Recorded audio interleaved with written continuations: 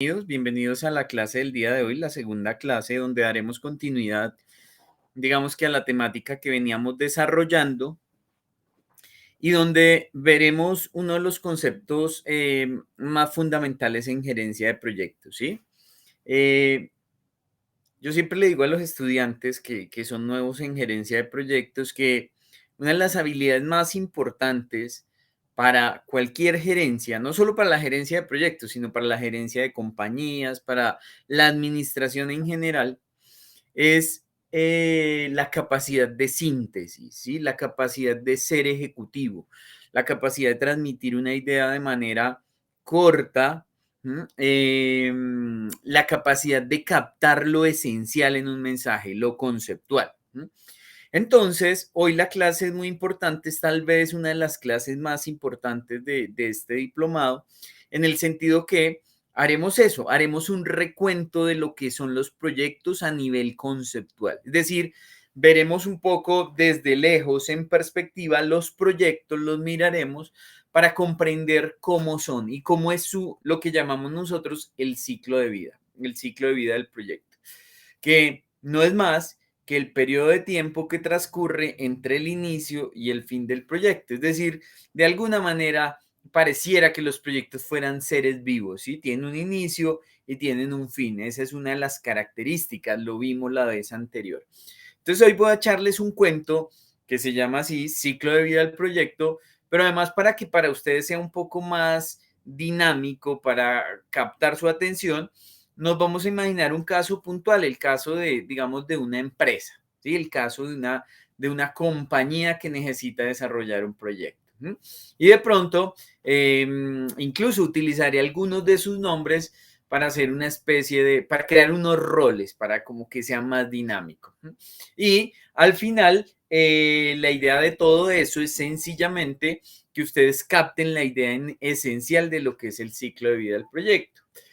Y aquí cobra mucha importancia, toma mucha importancia algo, y es que la vez pasada vimos que el PMBOK, ¿sí? que es ese libro que emite un instituto que se llama el PMI y donde están las buenas prácticas de gestión en proyectos, ese libro nos da ya una serie de procesos, es decir, no sé si les decía, creo que les dije que el PMBOK se podía entender como una caja de herramientas, una caja con unas herramientas, ¿sí?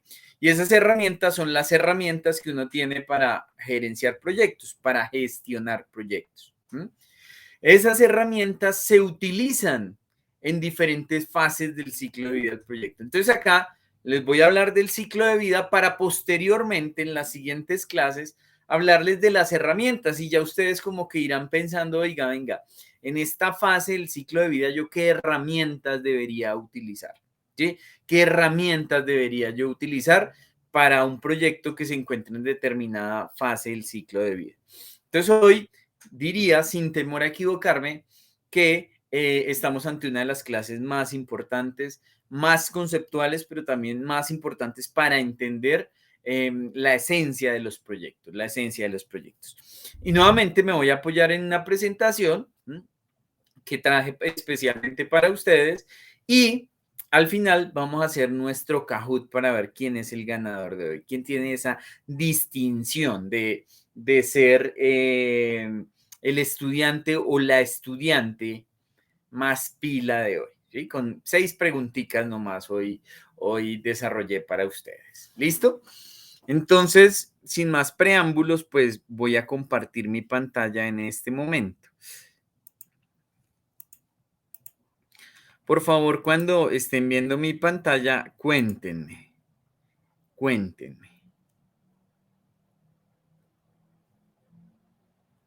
¿Ya? ¿O todavía no? Sí, ya la estamos viendo. Bueno, hoy están muy tímidos, Bueno, Kelly es la única que Listo, no ahora es sí. tímida. Bueno, listo, muchachos y muchachas. Solo digamos, para saber de dónde terminé la clase anterior, porque no me acuerdo con exactitud, creo que fue esta diapositiva la última que vimos la clase anterior. ¿Sí? Como las características de los proyectos. Sí, profe, bueno. Sí, esa fue la última. Listo, perfecto. Entonces, ahí vimos las características de los proyectos y señalé 3 características esenciales, ¿no? Que los proyectos requieren inversión de recursos, que tienen un principio y un fin y que dan un resultado único. Ahora voy a poner eso en lo que llamo el ciclo de vida del proyecto. Bueno, pero del ciclo de vida del proyecto, tengo esta diapositiva que es muy importante para que uno entienda cómo operan los proyectos, digamos, en economías capitalistas como la nuestra, ¿sí? Es decir, ya en la diapositiva anterior dije que los proyectos se ejecutan para generar valor, pero vamos a explorar un poco qué significa eso. Entonces, en esta diapositiva, y permítanme, yo pongo aquí un puntero, ¿sí? Y voy a empezar a rayar. Digamos que la diapositiva anterior ya dijimos que los proyectos involucran inversión de recursos, inversión de recursos. Es decir, yo tengo que disponer unos recursos para ejecutar un proyecto.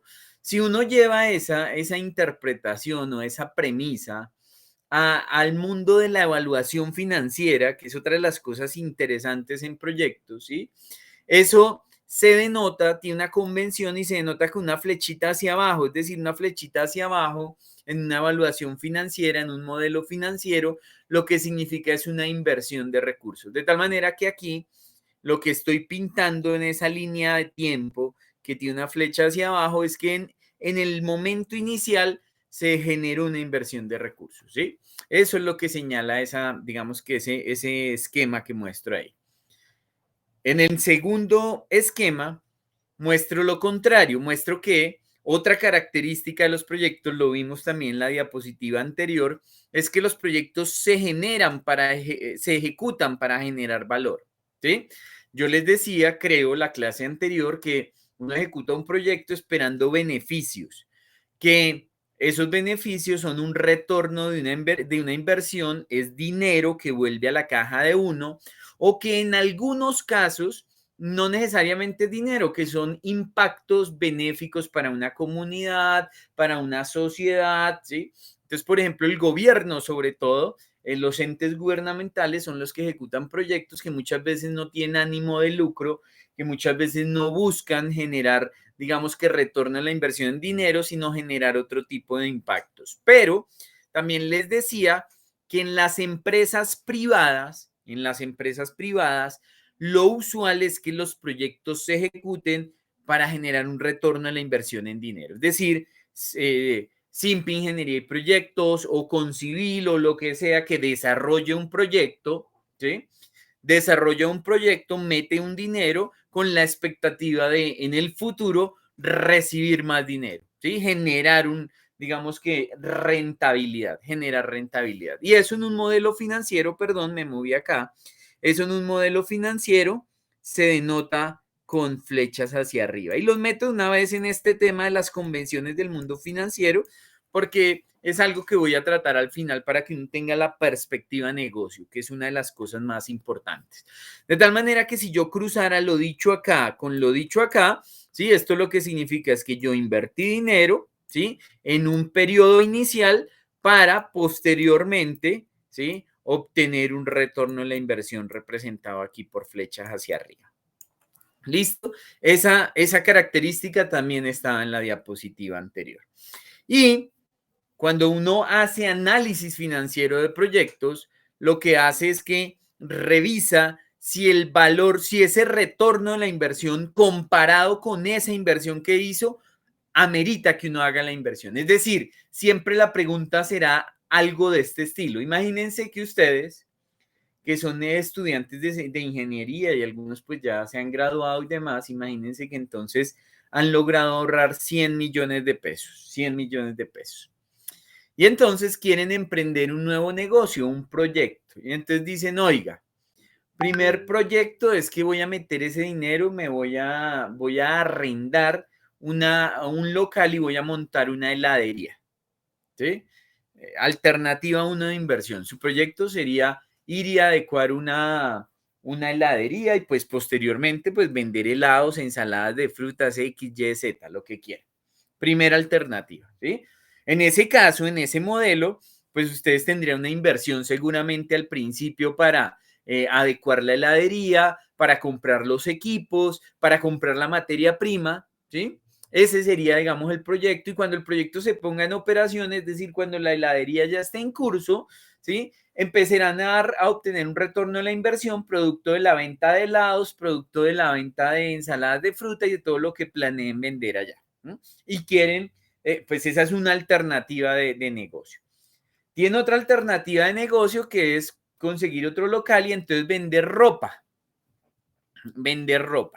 ¿sí? Y entonces lo mismo, seguramente el modelo es parecido, pero entonces puede ser que aquí ya les toca seguramente adecuar también un local, seguramente requieren pocos equipos ya, ¿sí? Pero seguramente necesitan también inversión en materia prima, en ropa y demás, y luego el retorno de la inversión vendrá de la venta de ropa. Y puede ser incluso, muchachos, que en un tercer caso digan, no, venga, no voy a comprar ningún local, no voy a adecuar nada, perdón, no voy a arrendar ningún local, no voy a adecuar nada, sino que me voy a comprar un taxi, ¿sí? Compro el taxi y entonces el taxi me va a generar pongo a un conductor a que lo maneje y entonces el taxi le voy a pedir un producido diario y entonces me va a producir un retorno de la inversión. ¿Listo? Tres escenarios diferentes, tres escenarios, tres modelos de negocio diferentes. La pregunta entonces que uno se hace, dado que uno tiene recursos limitados, ¿sí? Es decir, si uno tuviera recursos ilimitados, seguramente invertiría en los tres proyectos a la vez y en muchos más, pero normalmente las personas y las empresas tienen recursos limitados. Entonces la pregunta sería, ¿cuál de esos negocios me ofrece más rentabilidad de tal manera que yo, ¿sí? Direccione mis recursos a eso? Es lo más lógico, ¿no? Lo más lógico es que yo invierta en el proyecto que es más rentable. Y entonces los proyectos funcionan igual. Ahorita más adelante en el ciclo de vida comentaré algo de eso, pero básicamente uno corre evaluaciones financieras para definir si ese cruce entre mis ingresos, perdón, entre mi inversión y el retorno a la inversión vale la pena que yo invierta en ese proyecto. Y muchas veces para comparar diferentes alternativas. ¿Listo? ¿Me siguen hasta acá? Sí, ingeniero. Listo. Y dicho eso, entonces voy a entrar a hablar del ciclo de vida del proyecto. El ciclo de vida del proyecto. ¿Mm? Voy a hablarles, bueno, a ver, se me vienen a la mente en este momento dos casos y los voy a poner a que ustedes decidan cuál quieren desarrollar. ¿Cuál quieren desarrollar? Imaginémonos, o imaginémonos, no, ¿ustedes conocen la empresa Alpina? ¿Conocen Alpina? O por lo menos han escuchado, ¿saben a qué se dedica Alpina y demás? De repostería. Sí, de derivados lácteos, productos lácteos. Sí. ¿Quién lo dijo? ¿Dayana? Fernando, productos lácteos. Productos Sí, lácteos. creo que venden leche y productos para repostería. Eso, bueno, listo. Algo así, algo de ese estilo. La ¿Listo? publicidad todavía de Alpina, hija. No, ese es uno. O tengo otro, ¿sí? Tengo otro que es, digamos, una EPS, hablemos de compensar que es una EPS. ¿Cuál prefieren, con cuál historia prefieren que les eche el cuento? ¿Compensar o Alpina? Alpina. Alpina, pero voten, digan algo, muchachos. Bueno, bueno. Kelly, ¿por qué dijiste que sí otra vez Alpina? ¿En dónde escuchaste Alpina? Que la publicidad para Alpina. En Cartagena, en las Ah, sí. conferencias. Sí, pero ponle cuidado que aquí voy a echar la historia más detallada, ¿vale? Va a ser diferente. Y digamos, para no echarle el mismo cuento a Kelly, voy a hacerlo entonces con compensar. Entonces, ojo con el ciclo de vida del proyecto, muchachos. Imaginémonos, y qué pena ahí con Dayana y con el otro compañero que querían escuchar la historia de Alpina, pero Kelly no quiere. Entonces, vamos a escuchar la historia de Compensar. Compensar es una empresa acá en Colombia, es una caja de compensación, ¿sí? Y entonces como caja de compensación lo que hace es que recoge unos recursos de los trabajadores, ¿sí? Unos recursos de todos los trabajadores en Colombia. ¿Mm? Las empresas y los trabajadores están obligados a pagar un tema que se llama seguridad social. Pero dentro de la seguridad social, pues una parte va para salud, ¿sí? Para que los trabajadores puedan cubrir temas de salud, lo que llamamos aquí en Colombia el plan obligatorio de salud. ¿Mm? Y además también las empresas están obligadas, digamos, a pagar un tema que se llama caja de compensación familiar, ¿sí? La caja de compensación. ¿Sí? Entonces, la conclusión es que entre trabajador y empresa hay unos recursos que se van a unas entidades que tienen pues que tienen una misión, en este caso compensar, pues tiene una serie tiene a cargo con los recursos que captura de los temas de seguridad social, de los temas de salud, de aportes de salud, pues prestar la salud a los trabajadores colombianos y a sus familias. ¿Mm? Entonces, imaginémonos ese caso. Imaginémonos entonces que compensar llega y un día tiene un cambio de administración, un cambio de gerente, un cambio de gerente. ¿Mm? Llega un nuevo gerente, un nuevo presidente a compensar y entonces, como todo nuevo presidente, y vamos a ponerle un nombre, vamos a ponerle Kelly, ¿sí? Por decir cualquier cosa. ¿Kelly qué? ¿Cómo es tu apellido? ¿Kelly? Bustos. Bueno, la doctora Augusto. Entonces, como todo presidente de una nueva organización, ¿sí? De una organización importante, entonces Kelly llega a la presidencia de Compensar y lo primero que hace es que entonces traza unos planes estratégicos, unas metas y demás, ¿sí? Es decir, Compensar tiene una visión que es que quiere estar en algún punto dentro de 10 años, dentro de 15 años, dentro de 20 años.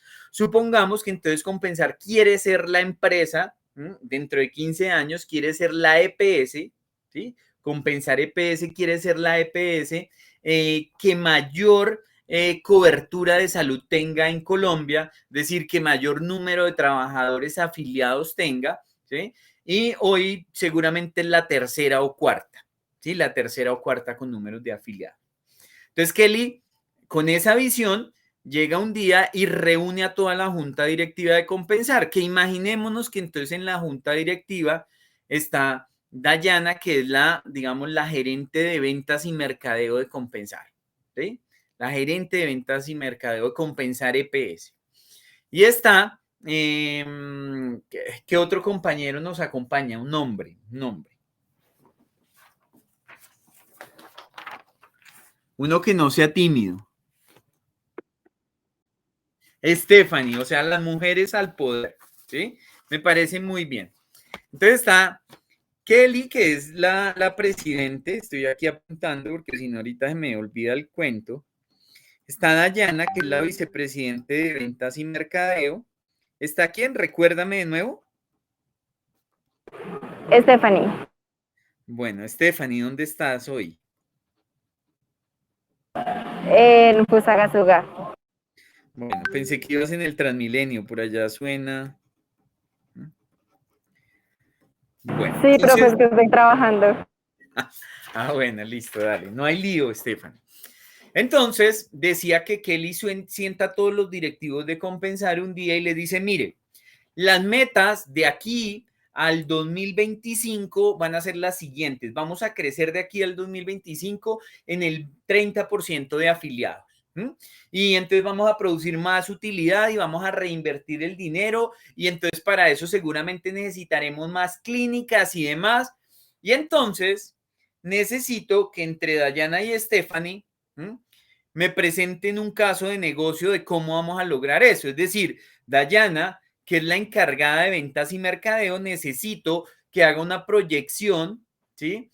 De cuánta población más podemos vincular a nuestro sistema, que desarrolle, que planee estrategias para vincular nueva gente acá y que me traiga esos análisis y de una vez Stephanie, que es la directora de infraestructura pues de Compensar, necesito que tú también estés pendiente porque seguramente lo que vamos a necesitar es la construcción de más hospitales y la construcción de más hospitales. Y entonces, así pasa, se acaba esa primera reunión y cada una se va con tarea. Al cabo de un mes, nuevamente en el comité directivo de Compensar, entonces Dayana llega con su tarea. ¿Sí? Dayana entonces reunió a su equipo, hizo su ejercicio juicioso y entonces se dio cuenta que hay alguna zona del país en la cual Compensar no es competitiva en términos de prestación de servicios de salud, es decir, no tiene un hospital, una clínica y hay mucha gente que podría atender allá, ¿sí? Entonces, Dayana con esos datos llega y presenta un caso de negocio y le dice, mire, doctora Kelly, hicimos todo el análisis a nivel Colombia, hicimos el análisis y hay 5 áreas del país, 5 zonas donde no tenemos presencia y entonces donde los afiliados se han ido a otras cajas de compensación porque, por ejemplo, están en Villavicencio, pero como en Villavicencio no hay clínica Compensar, entonces pues no, les toca viajar hasta Bogotá. Entonces una persona que esté en Villavicencio no se afilia a Compensar porque entonces si necesita algún servicio de primera necesidad le toca pegarse el viaje hasta Bogotá, pero además a veces la carretera está cerrada porque tiene problemas y demás, entonces eso se vuelve una barrera. Y entonces, dentro de esas 5 zonas que propone Dayana en las cuales construir hospitales, Dayana prioriza una, ¿sí? O sea, puede ser que Compensar no tiene el músculo financiero para construir de una vez los 5 hospitales. Entonces Dayana dice, lo que nosotros proponemos es que en principio se construya el hospital de Villavicencio y luego podríamos pasar al hospital de Yopal y luego al hospital de Cúcuta. Pero en principio el principal lugar donde podemos captar un mayor número de afiliados es en Villavicencio. ¿Listo? Entonces el presidente Alpinal o la presidente Kelly mira el análisis, dice, oiga, suena interesante Dayana, le entrega la carpeta con los análisis que hizo Dayana, se la entrega a Stephanie. Le dice, Stephanie, tú que eres la directora de infraestructura, entonces necesito que revises eso y dime qué hay que hacer para que iniciemos el proyecto. Ve y analízalo y me cuentas. Cuéntame qué hay que hacer para que arranquemos ese proyecto. Y así se termina esa reunión. Y Stephanie, que es directora de infraestructura de Compensar, es decir, es la que administra toda la infraestructura de Compensar, los hospitales y toda la demás infraestructura, parques de diversiones, centros recreacionales, todo, ¿sí? Se va y se reúne con su equipo, ¿sí? Y les dice, mire muchachos, el presidente me designó que analizara esto y que planteara a ver si podemos ejecutar un proyecto en la ciudad de Villavicencio para construir un hospital y cuyo objetivo es captar más afiliados para Compensar y así contribuir a los logros estratégicos, ¿sí? O a los objetivos estratégicos que tiene Compensar. Y listo, entonces organiza el tema y Stephanie, que ya vio este curso, ¿sí? Dice, oiga, lo primero que hay que hacer para que un proyecto tenga vida es desarrollar el acta de constitución del proyecto. Entonces ahí viene el primer concepto clave, muchachos, y es que pues, los proyectos tienen un inicio y un fin, pero la metodología sugiere que los proyectos arranquen con un documento que se llama acta de constitución del proyecto. Acta de constitución del proyecto. Que para los que quieran les puedo compartir en algún momento un documento de esos para que miren qué es, pero básicamente es un documento en el que se dice de manera gruesa, ¿sí? ¿Qué es lo que se quiere del proyecto? ¿Cuál es la justificación? ¿Cuál es el objetivo que apalanca ese proyecto? El alcance grueso, pero ustedes me entenderán que en este nivel, pues el alcance es muy etéreo, o sea, no se tiene un alcance detallado, apenas se tiene una idea, ¿sí? Surgió la idea de que se quiere construir un hospital en Villavicencio, pero hay muchas cosas por definir. Tal vez no se sepa el tipo de cuántos pisos va a tener, cuánta área construida, cuántos parqueaderos, en qué sitio exacto estará construido, qué servicios de salud va a prestar, si va a ser de primer nivel, de segundo nivel, de tercer nivel. Todavía no se sabe ese detalle, no se sabe. Pero con lo que más se sepa, se coloca en ese documento y lo más importante, además de que, pues ya mencioné una cosa importante, ¿no? Y es que el acta de constitución del proyecto es el documento que marca el inicio del proyecto, pero además de eso, ese documento es muy importante porque ahí se designa al gerente del proyecto, al gerente del proyecto. Y además, pues quien designa al gerente del proyecto es lo que conocemos como el sponsor o el tomador de decisión, ¿sí? Entonces, Stephanie construye ese documento. Ella, como le han asignado la responsabilidad de que gestione el proyecto, se pone como gerente de proyecto, va y se lo lleva al presidente Alpina. El documento indica que el presidente Alpina va a ser el sponsor y entonces con eso, cuando el presidente Alpina lo firme, se entenderá que el proyecto ha iniciado, que Stephanie ha sido designada gerente de proyecto y que el tomador de decisión del proyecto, es decir, la máxima autoridad y quien define si el proyecto puede continuar y quien asigna los recursos para el proyecto, pues será la doctora Kelly, presidente de Alpina. ¿Listo? Un poco. De compensar, Inge. Señora, De no te escuché, se cortó un poquito. De compensar. compensar, no, de Alpina. Ay, de compensar, se me cruzaron los cables, de compensar, de compensar. Pero entonces aquí viene una primera reflexión, muchachos, y es que cuando los proyectos nacen al interior de las organizaciones, normalmente los proyectos se empiezan a trabajar con gente de la organización. Es decir, no es usual que un proyecto que recién está arrancando se contrate de una vez una persona que sea gerente del proyecto y que venga de afuera a formar el proyecto. No, los proyectos nacen de las personas que ya conforman la organización.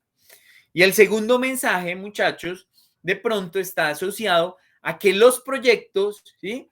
Como buscan, la otra vez veíamos que los proyectos buscan transformar las organizaciones, ¿sí? Muchas veces los proyectos están asociados a que las empresas busquen el cumplimiento de sus objetivos estratégicos, ¿sí? Es decir, después de tener esa visión, esa planeación estratégica, un mecanismo para llegar al cumplimiento de esos objetivos son los proyectos. De ahí la importancia de los proyectos. Y entonces, Stephanie por acá lleva el documento, la doctora Kelly lo firma y se entiende que el proyecto fue iniciado. ¿Sí? Se entiende que el proyecto inició. Y entonces entramos en lo que se llama, en este modelo de ciclo de vida, lo que se llama la fase 1. La fase 1. Que en este modelo de ciclo de vida se llama fase de recopilación de requisitos. Recopilación de requisitos. Recopilación de requisitos. ¿Puedo cortar la historia aquí y hacerles un comercial? ¿Me permiten o sigo con la historia?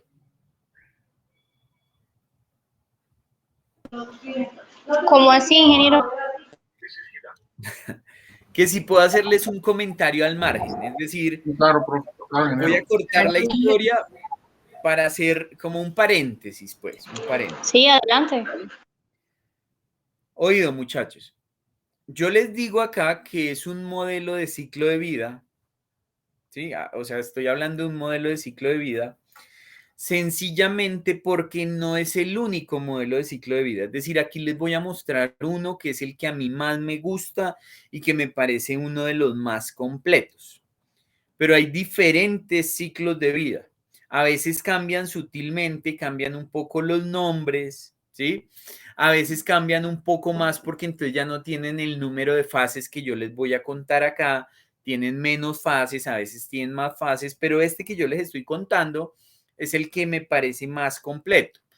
Pero, ¿por qué hice este paréntesis? Porque sean conscientes que cuando vayan a un libro siempre van a encontrar lo del ciclo de vida del proyecto. Siempre se va a hablar de eso porque es un concepto esencial. Pero puede ser que encuentren modelos un poquito diferentes, pero no importa, no importa porque al final el concepto de ciclo de vida del proyecto le apunta a lo mismo que yo estoy diciendo acá, solo que tendrá alcances diferentes entre fases y demás, pero el concepto de fondo es el mismo. Cierro el paréntesis, ¿listo? Entonces en este modelo que yo les estoy mostrando, inmediatamente se firma el acta de constitución del proyecto, se inicia una fase que se llama la fase de recopilación de requisitos. Y es una fase en la que principalmente lo más importante es identificar a los involucrados y conseguir sus expectativas y los requisitos del proyecto. Por eso se llama recopilar requisitos. Eso, puesto en términos prácticos, ¿sí? Es que Stephanie, que fue quien fue designada como gerente del proyecto, seguramente con alguien del equipo de la dirección de infraestructura de Compensar, empieza a reunirse con los involucrados que ella considera más importantes para el proyecto. Entonces, seguramente va y se reúne con el director de salud o con el vicepresidente de salud de Compensar, ¿sí? El que opera todos los hospitales. Y entonces va y se reúne con él y le dice, mire, usted escuchó la vez pasada, doctor, ¿qué le ponemos al vicepresidente que maneja los temas de salud en Compensar? Nombre de un hombre. ¿No hay hombres acá? A ver, un hombre. El suyo. No, porque yo soy un externo que está contando la historia. No hay hombres. Muchachos, no sé. ¿Quién? Fernando. ¿Marlon? Luis Fernando. Luis Fernando. Sí, Luis Fernando. Entonces, Luis Fernando, imagínese que usted en un universo paralelo fue un médico muy prestigioso y entonces terminó siendo el vicepresidente de salud de Compensar. El que administraba toda la operación de los hospitales de Compensar. Entonces decía yo que Stephanie va y se sienta con el doctor Luis Fernando y le dice, doctor Luis Fernando, como usted vio en el último comité directivo, Compensar está pensando en construir un hospital en Villavicencio, ¿sí? Yo, pues, soy directora de infraestructura, pero yo no soy especialista digamos, en temas hospitalarios. Entonces, voy a necesitar a alguno de sus profesionales que sepa bien, que conozca todos los temas normativos que debe tener un hospital y demás. Y además, pues, quisiera que usted me deje la puerta abierta a que otros profesionales participen. Entonces, va, identifica involucrados y empieza a hacer el acercamiento con ellos, ¿sí? Le dice además al doctor Luis Fernando, doctor, mire, en este caso de negocio que me entregó la doctora Dayana, dice que allá se está proyectando atender tantas personas, ¿sí? Atender 7.500 personas en principio, con un potencial de que luego lleguen a ser 15.000. Yo quiero que usted me diga más o menos, ¿sí? En esta etapa, ¿qué hospital tenemos como referente que atienda un número similar de pacientes? Y entonces le dice, oiga, mire, el hospital que tenemos en Montería atiende un número más o menos parecido. Y entonces Stephanie le dice, doctor, ¿y qué área construida tiene ese edificio? O sea, ella hasta ahora está empezando a arañar, ¿sí?, información para poderse imaginar la magnitud del proyecto. Y está identificando los involucrados para que le ayuden, ¿sí?, a construir los requisitos como piezas de Lego que le permitan ir delimitando el alcance, ¿sí?, que le permitan ir delimitando el alcance. Stephanie, digamos, después de que se reúne con él, entonces seguramente va y se sienta con el vicepresidente financiero, ¿m? Y al vicepresidente financiero le pregunta, entonces venga, vicepresidente financiero, ¿tenemos alguna restricción en términos de recursos? ¿Cómo sería el apalancamiento financiero del proyecto y demás? Entonces el vicepresidente financiero le dirá, mira, tenemos una disponibilidad en caja de tanto, el proyecto no puede pasar una inversión de tanto por año, etc, etc, etc. Ella va consiguiendo las diferentes piezas, ¿sí? De ese rompecabezas. De tal manera que al final de la fase 1, lo que se espera, ¿sí? Lo que se espera es que Stephanie se arme una presentación muy ejecutiva, muy ejecutiva. No olviden que en gerencia juega un papel importante saber sintetizar y ser ejecutivo. Entonces va y se construye una presentación donde el primer slide, ¿sí? Son los requisitos, ¿sí? Los requisitos que se identificaron para el proyecto, incluso con los involucrados, ¿m? Con base en esos requisitos y eso, bueno, en realidad esperen que me salté una diapositiva. La primera diapositiva es la necesidad o la oportunidad, ¿sí? Es decir, ¿qué dio lugar al proyecto? En este caso, pues ya dijimos que era, el proyecto se ejecutó como un mecanismo para que se puedan captar nuevos clientes porque, o nuevos usuarios, porque en Villavicencio no había presencia de Compensar. Entonces se muestra eso. Luego, en una segunda diapositiva, sí se muestran los requisitos y los involucrados. Luego se muestra un alcance de alto nivel, un alcance de alto nivel. ¿Qué quiere decir un alcance de alto nivel? Un alcance con poco detalle. Seguramente ustedes acá, ¿sí?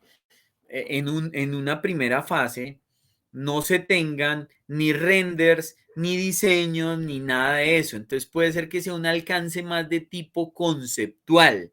¿Sí? Es decir, que se diga, mire, estamos pensando en construir un hospital, ¿m? Que el hospital, como debe atender 7.500 pacientes, debe ser más o menos del tamaño del que tenemos en Montería, es decir, más o menos 15.000 metros cuadrados de área construida, con una cantidad de parqueaderos, pues unas áreas exteriores que permitan tener los parqueaderos, con el alcance de servicios de urgencias, servicio de medicina externa, de consulta externa, servicios de laboratorio, ¿sí? Empieza a echar como el alcance así muy grueso, todavía no se tiene nada definido en detalle. Se menciona, ¿sí? Algo de cronograma, ¿sí? Se dice, bueno, un proyecto de ese estilo con base en históricos, en otros proyectos, podría durar tanto, podría durar 2 años y medio en construcción, y se mencionan algo de costos, ¿sí? Algo de costos. Y finalmente, bueno, también algo de riesgos, ¿sí? Algo de riesgos, algo de riesgos, y finalmente, ¿sí? Finalmente se le dice, digamos, a toda la junta a quien se le está presentando, se le está haciendo esta presentación, se le dice, oiga, y si queremos pasar a la siguiente fase del proyecto, necesitamos 520 millones de pesos y un tiempo de 4 meses o de 3 meses. Dejémoslo en 3 meses. ¿Mm? De tal manera, muchachos, que si me siguen en una fase inicial, en una fase de recopilación de requisitos, lo más clave es haber conseguido información para hacer un primer planteamiento en términos de alcance. Con base en ese alcance, hablar algo de cronograma muy grueso, algo de costo, los riesgos, que pueden ser riesgos también de alto nivel, y tener muy bien definido cuánta plata y cuánto tiempo necesito para la siguiente fase. Entonces, Kelly, que es la presidenta de Compensar, y su equipo de toma de decisión acá, tiene varias alternativas, Una es que mire el proyecto y diga, listo, me parece que el proyecto va a apalancar el crecimiento de Compensar. me parece que vamos en la línea, me parece que el planteamiento de los servicios que hacen es bueno, entiendo que el cronograma pues es un estimado de alto nivel, entonces listo, sigámoslo refinando. Stephanie, ven, yo no estoy de acuerdo con esto y esto en el proyecto, ajústalo, pero continuemos para la fase 2. O le puede decir, uy, no, Stephanie, venga, no, ese alcance no, están locos, ¿cómo así que allá vamos a tener un hospital tan grande? No, allá vamos a necesitar es tener una sede pequeña para que nos dé algo de presencia institucional. De todas maneras, los servicios de urgencia se deben seguir atendiendo en Bogotá. Ese no es el objetivo más es que hagamos presencia regional. Bueno, puede decir eso. Y decir entonces, no, venga, replantéenme nuevamente lo que me están proponiendo. O puede ser que diga, el proyecto está muy bien, suena interesante, pero no tenemos la plata en este momento, ¿sí? Es un momento difícil para compensar, estamos muy endeudados, no, suspendamos el proyecto o puede incluso cancelarlo. En este caso, y para continuar con la explicación, pues vamos a asumir que él después de ver eso, de tener una idea gruesa, ¿sí? De tener una idea gruesa, autoriza que el proyecto pase a la siguiente fase. Si el comité de toma de decisión aprueba que el proyecto pase a la siguiente fase, pues está autorizando que estos recursos sean desembolsados para el proyecto, es decir, que se desembolsen 520 millones para la siguiente fase y se otorguen 3 meses para que se hagan los análisis correspondientes a la siguiente fase del proyecto. ¿Me siguen? ¿Me hago entender? O sea, como que el caso sí, el escenario que me estoy imaginando es claro acá. ¿Lo he transmitido bien? Permiso para hablar. Claro, dale, Dayana. Bueno, creo que en breves palabras, en realidad esto es como una especie de escaneo de inversión proyectado y organizado sujeto a cambios. Sí. Es decir, solo te armaste un primer acercamiento al proyecto, ¿sí?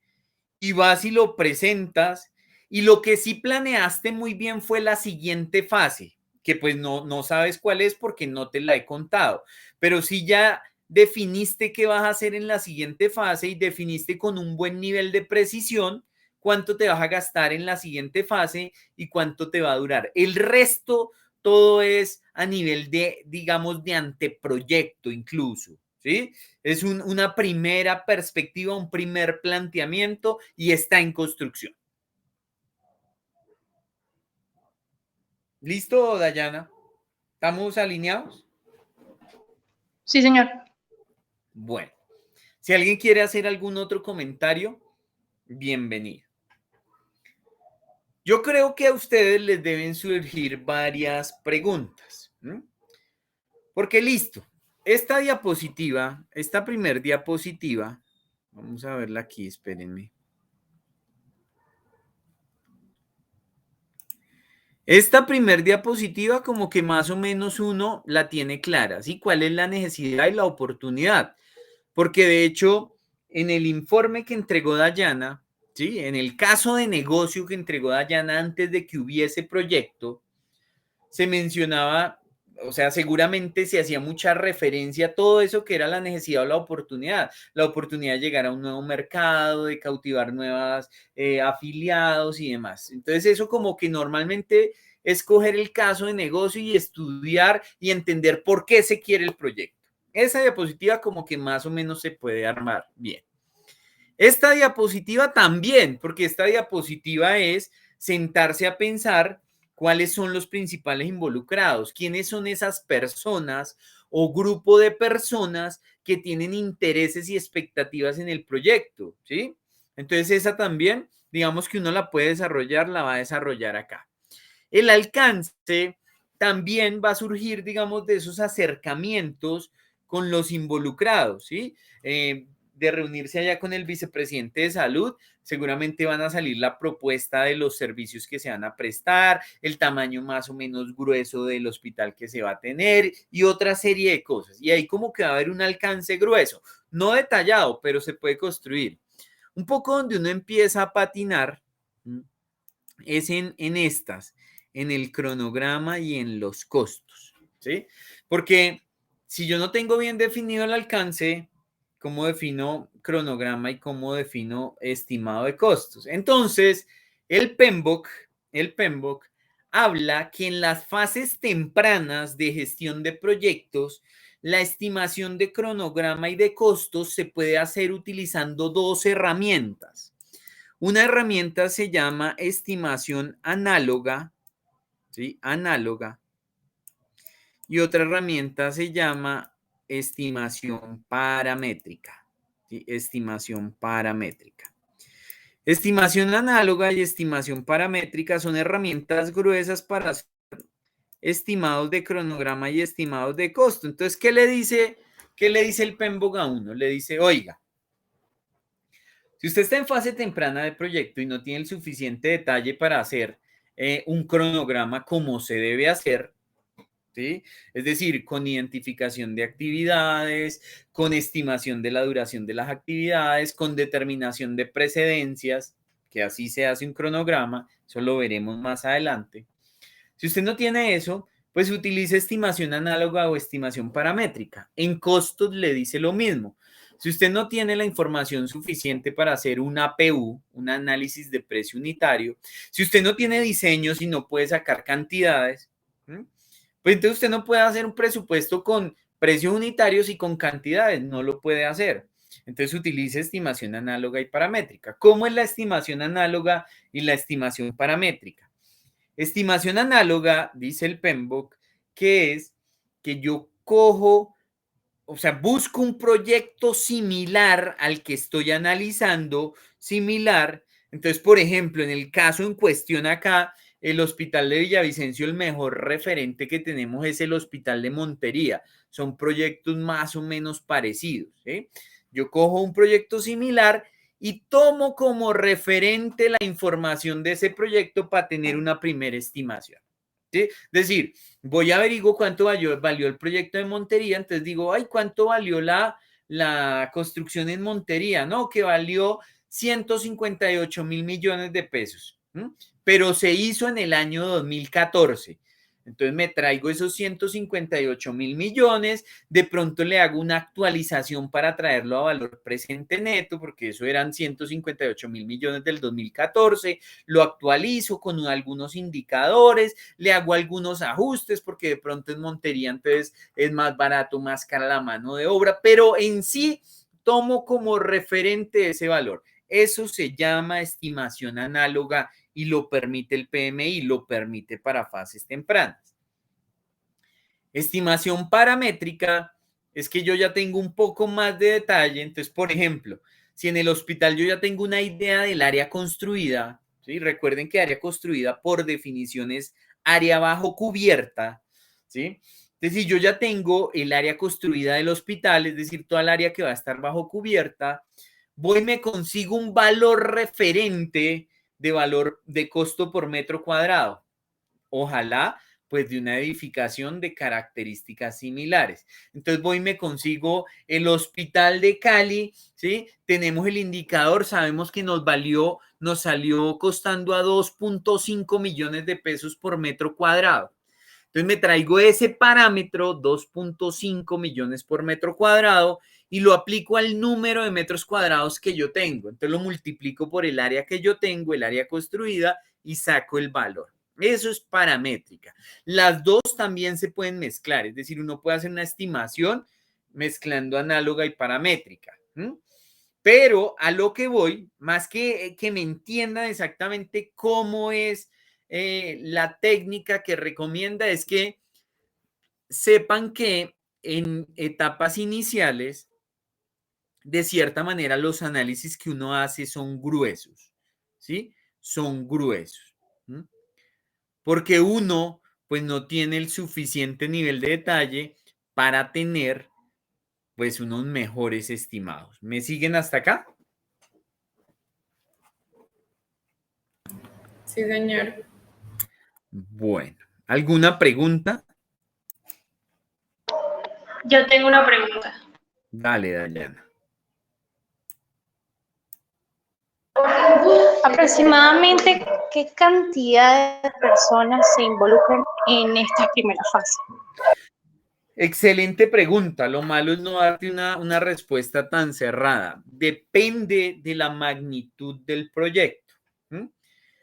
Para un proyecto como el que yo te estoy contando, ¿sí? Que pueden ser, digamos, 15.000 metros cuadrados metidos en un edificio o en dos edificios, ¿m? Puede ser que uno necesite dedicación parcial de 3 profesionales, ¿sí? Algo de ese estilo. Porque aquí, más que la cantidad de horas hombre, perdón, más que la cantidad de recursos, uno lo que necesita es una visión interdisciplinaria, es decir, de profesionales de diferentes especialidades. ¿Mm?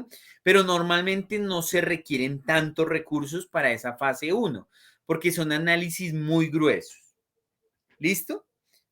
Y esa también en parte, Dayana, es la razón por la cual normalmente la fase 1 se realiza al interior de las empresas sin todavía haber recurrido a análisis, digamos, a recursos adicionales, ¿sí? A recursos adicionales. Ya vas a ver que en la fase 2, que recuerda que en el ejemplo nuestro pedimos 520 millones de pesos y 3 meses, ahí ya uno empieza a traer recursos de afuera dedicados específicamente al proyecto. ¿Vale? Vale, tengo otra preguntita. Listo, dale. La parte de los estudios de suelos entra en esta primera fase, en la parte de sobretecho. No, no es usual, pero también te debo decir que esto no es una camisa de fuerza, ¿sí? Es decir, los modelos son guías y como te dije, hay muchos modelos, pero normalmente en este modelo de ciclo de vida en la fase 1 todavía no ha entrado eso. ¿Dónde entran la arquitectura? ¿Sí? Algo de suelos y algo de estructura arrancando la fase 2, normalmente en este modelo que les voy a mostrar. ¿Vale? Todo claro. Listo. Entonces, perfecto. Surtimos la fase 1.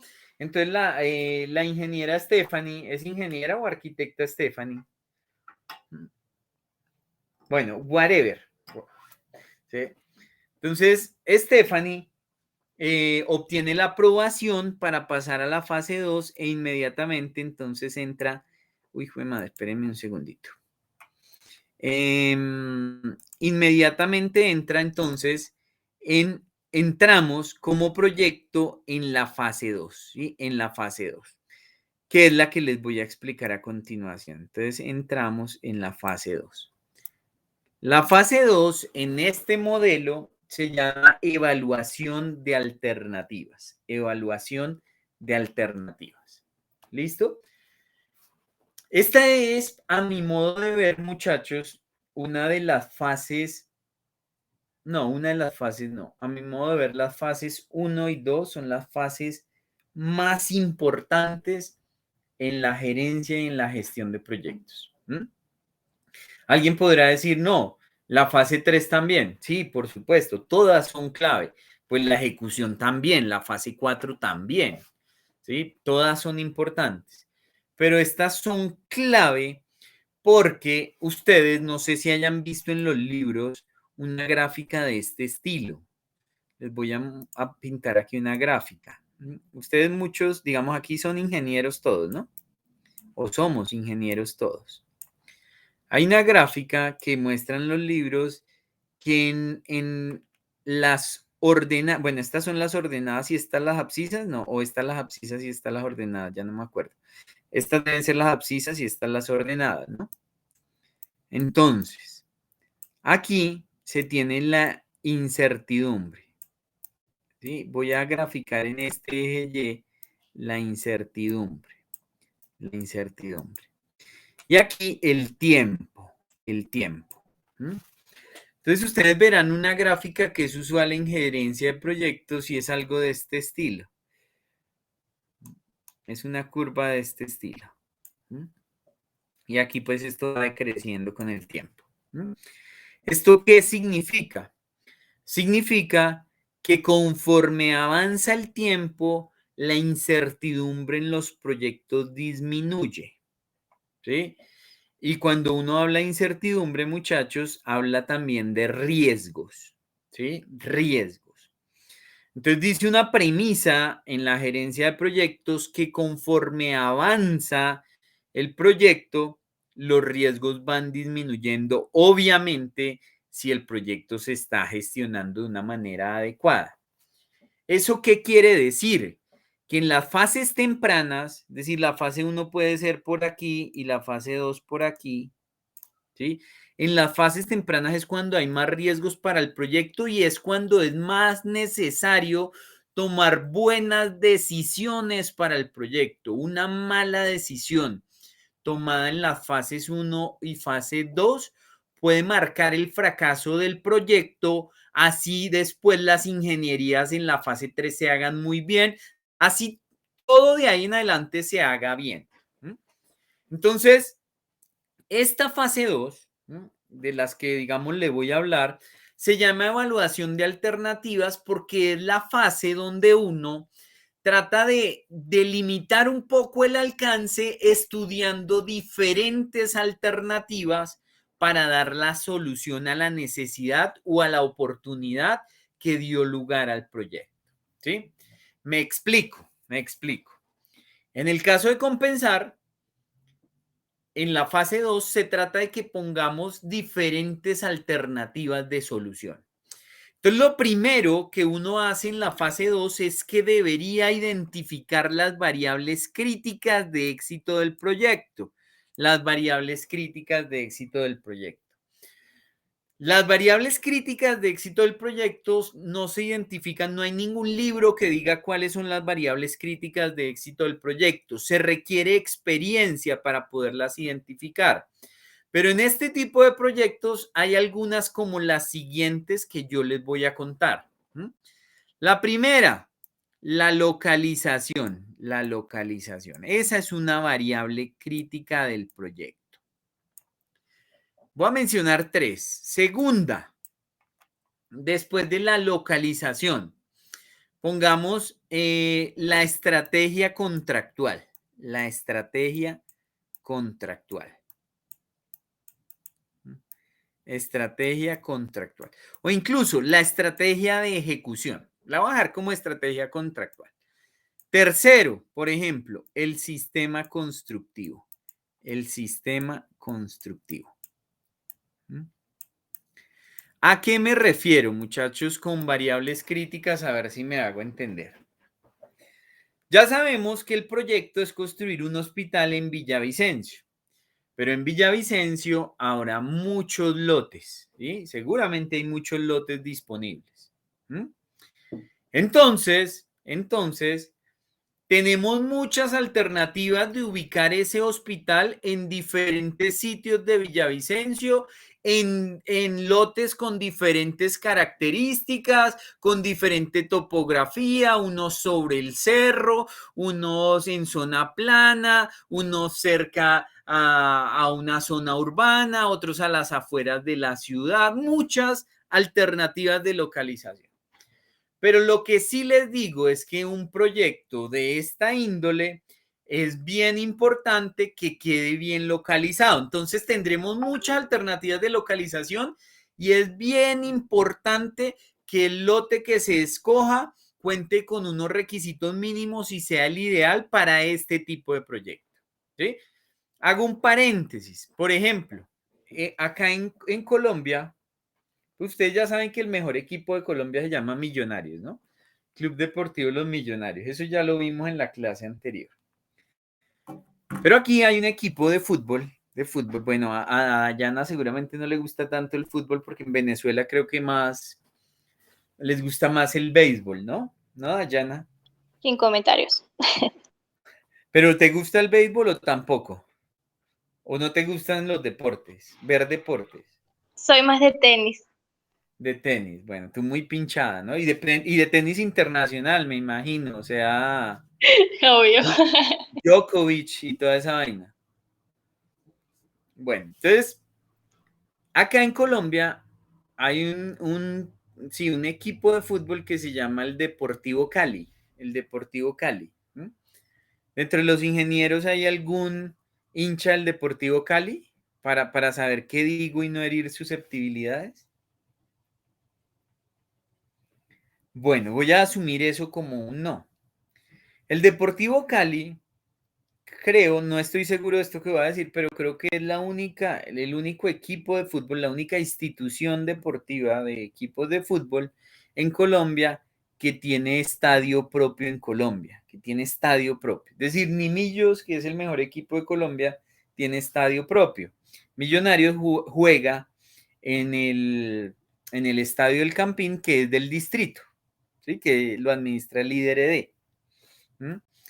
El Cali un día emprendió un proyecto, es decir, seguramente todo esto aplicado al Cali. Un día el Cali dijo: ¡jue madre! Queremos llegar a ser uno de los equipos más grandes, queremos reflejar que somos una gran institución, queremos que nos paguen a nosotros todo en la taquilla, no queremos compartir la taquilla con el distrito, ¿sí? Porque acá en Bogotá a Millonarios le prestan el estadio, pero tiene que darle una parte de la taquilla pues al distrito. Entonces seguramente el Cali dijo: no queremos compartirla, vamos a desarrollar nuestro propio proyecto. Y todo hasta ahí va muy bien. El problema es que el estadio del Deportivo Cali se construyó en Palma Seca, que entiendo que queda, digamos, Palma Seca, ese estadio está ubicado como como decir aquí en Bogotá, en Suacha, ¿sí? En un área, en un municipio aledaño. Y entonces el estadio quedó muy bonito, muy chévere y todo, pero la gente no va, ¿sí? La gente no va porque los temas de transporte son complicados, porque es lejos y demás. La gente no va al estadio, ¿no? Entonces, digamos, una mala toma de decisión en torno a una variable crítica que es la localización. La localización. No sé si con el ejemplo, muchachos, he sido claro de lo que es una variable crítica. Sí, sí, profe. Sí, exactamente. Listo. Mencioné otra, la estrategia contractual o la estrategia de ejecución. Fíjense lo siguiente, muchachos. La necesidad de compensar es tener un hospital para que atiendan, digamos, para que ganen afiliados en esta historia que yo les he echado, que es además ficticia. Eso no se puede atender de una sola manera. Fíjense que se puede atender de muchas. Es decir, alternativa 1, estrategia o alternativa 1 dentro de esas estrategias, que se haga de la manera más larga y más tradicional, que se compre el lote, ¿sí?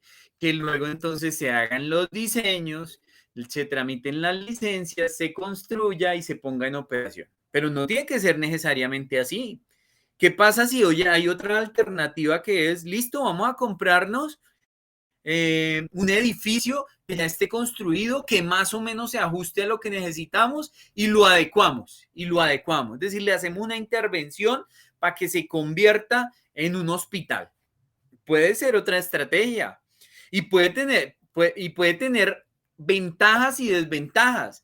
Ventajas que de pronto es mucho más rápido, ¿sí? Porque entonces mientras usted busca el lote, mientras lo compra, mientras hace diseños, mientras que aquí ya seguramente, ¿sí? Las intervenciones van a ser más localizadas, ya está construido el coco y demás. Puede tener unas ventajas en tiempo, puede ser que en costo valga más o valga menos, no lo sé, pero puede tener una serie de ventajas y desventajas. Otra alternativa puede ser incluso que compensar, digamos, arriende una instalación, un edificio lo arriende, firme un contrato de arrendamiento a 5 a 10 años y también tiene unas ventajas y unas desventajas, porque de pronto si compensar no tiene toda la plata para ejecutar el proyecto, ¿sí? Pues le sale mejor un arriendo. Obviamente tendrá que hacer una adecuación, pero por lo menos ya no está metiendo allá toda la plata y no le va a tocar sacar toda la plata, sino seguramente una parte del dinero.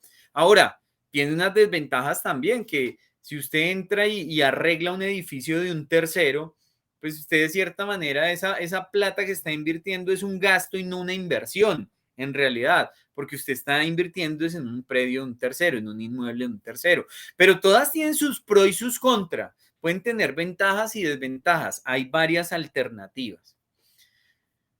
Entonces, digamos que uno después de identificar las variables críticas, no les voy a hablar del sistema constructivo. Fíjense que incluso hay unas decisiones que están amarradas a otras.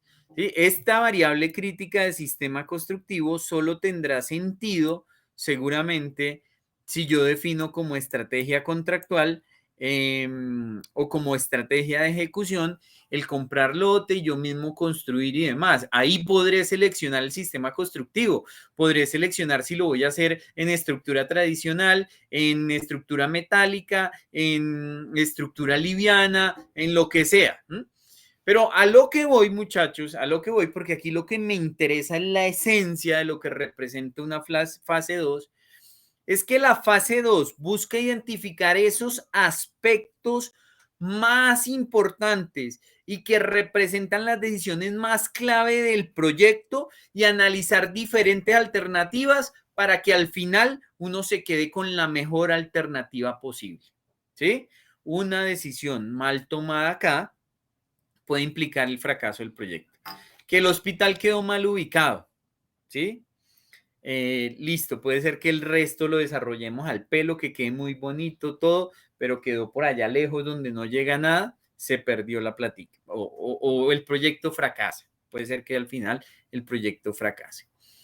Entonces, para redondear la idea, muchachos, la fase 2 es una fase donde se identifican esas variables críticas, ¿sí? Se estudian alternativas y se seleccionan las alternativas que más se ajusten a las necesidades del proyecto, ¿sí?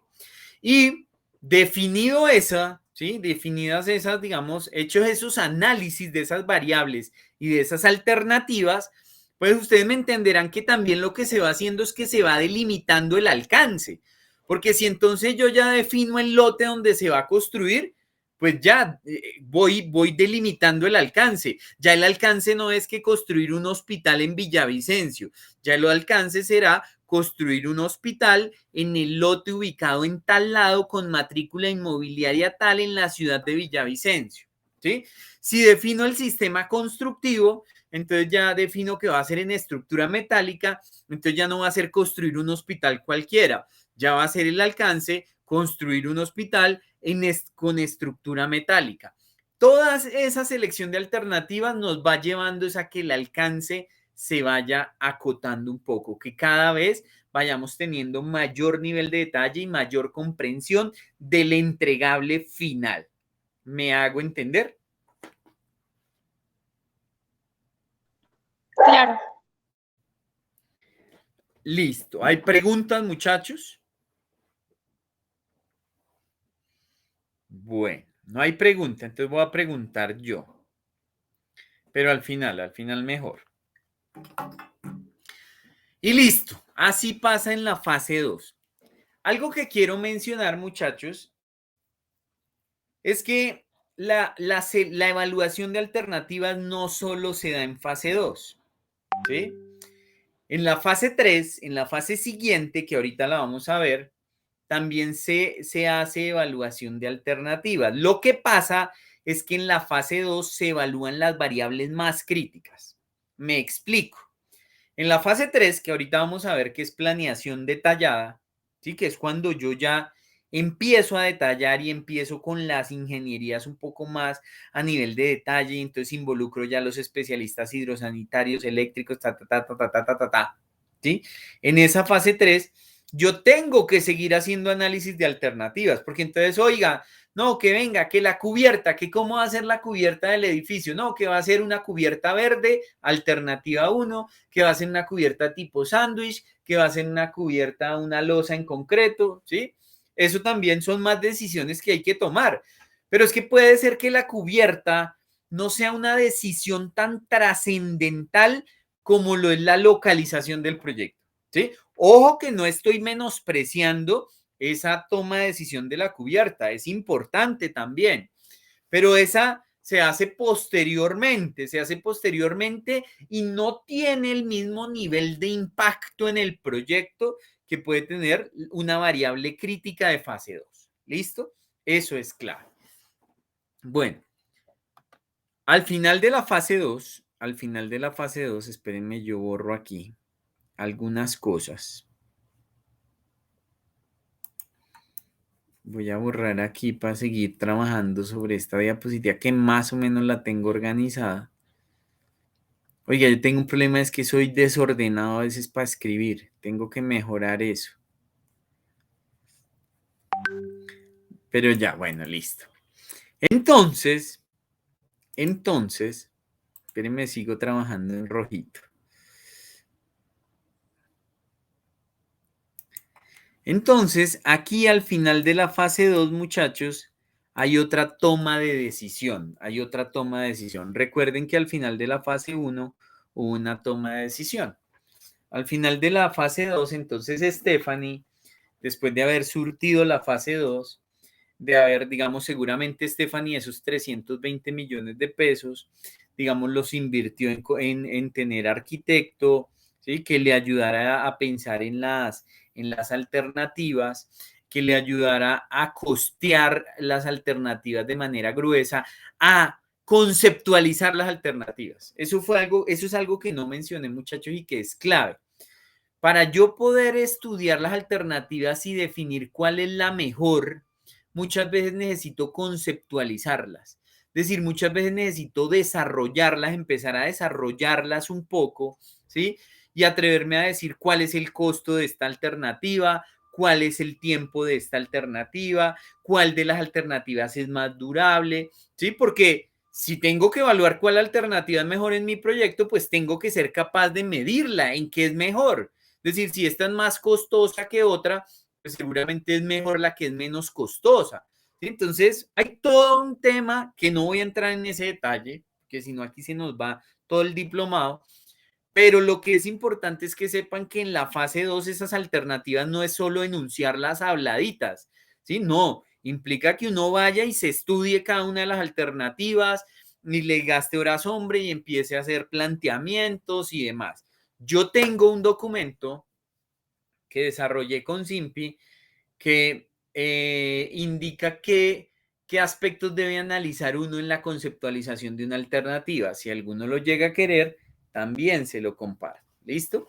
Entonces, bueno, al final de esa fase 2, Stephanie tiene que ir a presentarle los resultados de la fase 2 a la junta directiva o a la tomadora de decisión, a Kelly. Y entonces nuevamente se hace una presentación.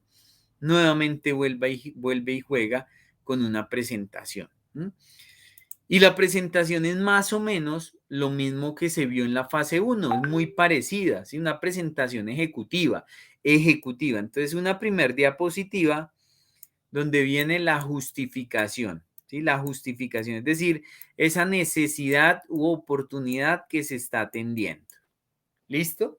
Dice Jürgen Klarik. ¿Saben quién es Jürgen Klarik?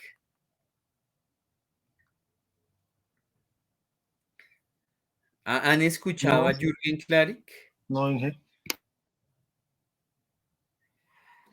Jürgen Klarik es un mexicano que escribió un libro que se llama Véndele a la mente y no a la gente. ¿Sí? Entonces, ¿Puede deletrearlo? ¿Señora? ¿Puede deletrearlo? Jürgen Klarik, bueno, voy a tratar de deletrearlo. ¿Quién me habló? Dayana. Ah, Dayana, te escuché rara la voz. Jürgen. Y en el Klarik tengo mis dudas, pero seguro que lo googleas y allá te aparece. ¿Sí? Jürgen Klarik. ¿Listo? Jürgen Klarik. Incluso, venga, yo lo googleo acá a ver si escribí bien. Espérenme un segundito. Jürgen Klarik. Es con K, el apellido es con K. O sea, es con K la primera, o sea, estas letras están intercambiadas de orden. Mentiras, esta no va y esta es con K. Jürgen Klarik, ¿listo? Jürgen Klarik es digamos, un profesional que se ha dedicado al neuromarketing, ¿sí? Y él mantiene una tesis y es que las personas compramos por instintos y por emociones más que con una lógica racional, ¿sí? Una lógica racional. Y eso tiene toda una explicación, muchachos, eso tiene toda una explicación. Ustedes saben que nosotros tenemos, digamos, dentro de nuestro paquete cerebral tenemos como 3 grandes paquetes, lo saben, ¿cierto? ¿O no? Díganme no y yo les cuento, eso no hay lío. ¿O sí saben? En la programación neurolingüística. No va tanto por ahí. No va tanto por ahí. Seguramente tiene algunas cosas porque finalmente la programación neurolingüística pues hace referencia como, o sea, estudia el comportamiento del cerebro. Pero a lo que voy es que nosotros, los seres humanos, en nuestro cerebro tenemos como 3 grandes componentes gruesos. Tenemos aquí en la parte de abajo el cerebro reptiliano, porque primero fuimos reptiles, es decir, a pesar de que nos dicen que nuestros ancestros fueron los micos, pues sí, los micos venían de algún lado también. Entonces nuestro ancestro más antiguo era el reptil. Yo siempre me lo imagino como un cocodrilo que andaba ahí digamos, que la tierra estuvo inundada de agua y luego el agua empezó a bajar de nivel, se empezó a evaporar y algunas montañas empezaron a salir y entonces seres marinos empezaron a salir a la tierra, ¿sí? Seguramente al principio tenían esa posibilidad de estar en el agua y estar en la tierra como los cocodrilos, pero finalmente eran reptiles y ellos nos heredaron la primera parte del cerebro, que es el cerebro de los instintos, ¿sí? De los instintos.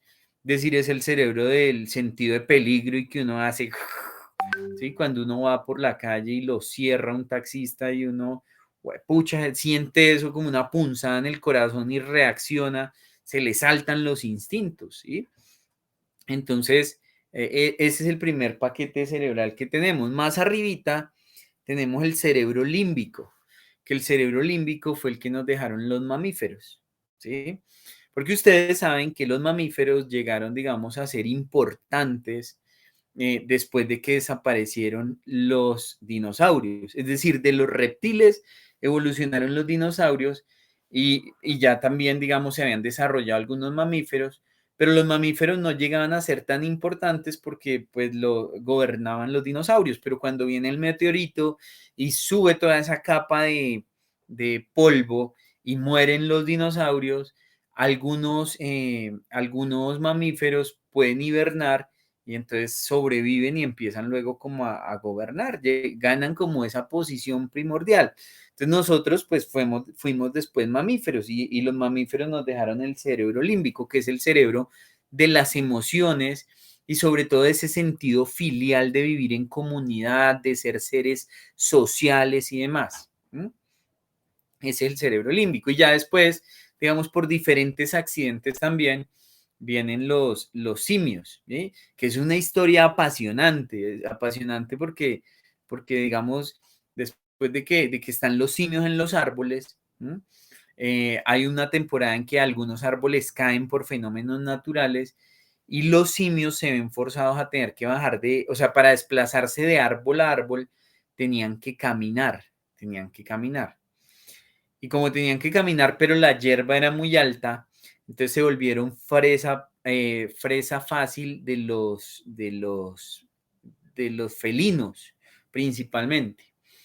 Y entonces los felinos se los tragaban, pero ellos como mecanismo de defensa, para que los felinos no se los tragaran tan fácil, empezaron a caminar en 2 pies, empezaron a tratar de pararse para mirar por encima de la hierba, ¿sí? Y entonces ahí se da otro proceso evolutivo que marca ahí una diferencia trascendental hasta que llegamos al Homo sapiens sapiens, que es ya el que tiene el neocórtex bien desarrollado, que es la tercera parte del cerebro. Y es el cerebro racional, ¿sí? Es el cerebro el lógico matemático. Entonces toda esa historia que es apasionante, hay un libro, muchachos, que se llama De animales a dioses, también si lo pueden leer, que cuenta como la historia resumida de cómo se da todo ese proceso evolutivo. Pero toda esa historia es para contarles que él dice que, pues, que nosotros tenemos esos 3 cerebros, pero que las compras se activan desde los dos cerebros inferiores, desde el reptiliano y desde el límbico. Y que después uno trata es, como a uno le gusta sentirse que uno es competente, pues que uno trata de justificarlo con el neocórtex, pero la mayor parte de las compras son sobre todo instintivas y emocionales. Entonces recomienda él, y por eso llegué a ese cuento, que cuando uno va a arrancar a vender algo, es decir, cuando uno va a arrancar a vender su proyecto, por ejemplo, en la fase 2, ¿sí? Que uno primero vende la necesidad y la necesidad, sobre todo la necesidad. Él habla en términos de necesidad, ¿sí? Uno lo primero que hace es que abre la presentación con unas fotos, con algo que impacte mucho y que muestre la necesidad. Y luego, ahí sí se lanza a vender la solución a la necesidad que se tiene. Entonces me acordé porque sencillamente en los proyectos hay que hacer algo parecido, es decir, se recomienda siempre que la primera diapositiva o las primeras sean la necesidad, es decir, la razón, la motivación de que exista un proyecto, ¿sí? Incluso, tuve un profesor alguna vez que siempre lo he recordado, muchachos, siempre lo he recordado, un profesor que me dictó alcantarillados en la Nacional. Y decía él que uno no diseña alcantarillados sino hasta que ha descartado todas las demás formas de evacuar el agua, ¿sí? Entonces, él decía, desarrollar un alcantarillado es la última opción. Cuando usted ya no encontró otra forma de resolver el problema, utilice un alcantarillado. Yo creo que de cierta manera los proyectos son iguales cuando uno los piensa de manera responsable, ¿sí? Es decir, un proyecto se ejecuta cuando ya se han agotado todas las demás formas de resolver el problema. Es decir, si usted, el proyecto es que construir un nuevo hospital y ya hay uno existente, el proyecto solo tiene sentido, el proyecto de construir un nuevo hospital, si usted ya ha analizado las alternativas y ha concluido que ese edificio no tiene salvación, que no se le puede hacer algo menor. Entonces, retomando acá, y volviendo al tema y volviendo a la presentación, hicimos un break y cambiamos como de temática, lo cual es interesante. Entonces, retomando acá, ¿sí? Me salí de esto, pero les estaba hablando de la presentación que normalmente se hace en fase 2. Entonces, lo primero es que uno arranca con una diapositiva, ¿sí? O con un par de diapositivas que hablen de la necesidad, ¿sí? Que vendan la necesidad que se va a atender. La segunda o las siguientes están referidas al alcance, ¿sí? Esta está referida, digamos, al alcance. Que nuevamente, muchachos, el llamado es que ojalá sea algo esquemático, que sea fácil de comprender, que no vaya a ser texto. Incluso el PMBOK, más adelante lo veremos cuando veamos líneas base. El PMBOK habla de una herramienta que se llama la EDT para presentar el alcance, que es una herramienta bien interesante a la que yo le voy a gastar tiempo más adelante. EDT significa estructura de desglose de trabajo, ¿sí? Estructura de desglose de trabajo. ¿Listo? Luego, entonces nuevamente viene una diapositiva de cronograma, ¿sí? Cronograma. Permiso Perdónenme. permiso que interrumpa, profe. Dale, Dayana, con gusto, mujer. Es parecido al de la fase 1, por lo que veo. Sí, casi que es igual, mujer, casi que es igual. ¿Qué cambia? ¿Qué cambia? El nivel de detalle. El nivel de detalle, y aquí al final te voy a hablar de un capítulo nuevo, pero es muy parecido, ¿sí? Entonces, bueno, el cronograma, que aquí, muchachos, también el PMBOK recomienda que se tenga diagrama de hitos, ¿sí? Es decir, hay una herramienta ejecutiva para presentar el cronograma que se llama diagrama de hitos. Y ojo, muchachos, que yo les hago mucho énfasis y les hablo de cosas que ustedes ni siquiera todavía conocen, que más adelante verán conmigo. Pero el objetivo, más allá de decirles nombres extraños para ustedes, es que siempre tengan presente que en este tipo de presentaciones, valga la redundancia, ¿sí? Juega mucho ser ejecutivo y vender ideas sencillas. Entonces, eso que les estoy mencionando, EDT y diagrama de hitos, lo vamos a ver más adelante, pero son formas sencillitas de presentar las cosas, ¿sí? No vayan a presentar un alcance, una diapositiva llena de texto, porque entonces pierden ese feeling pues con el público que está ahí, que son altos ejecutivos. No vayan a pegar el cronograma en esa diapositiva porque entonces pierden el feeling con el público. Presenten un diagrama de hitos. Bueno, y remato rápidamente. ¿Qué más tiene? Nuevamente entonces costos, ¿sí? Costos de cuánto valdrá el proyecto. Riesgos.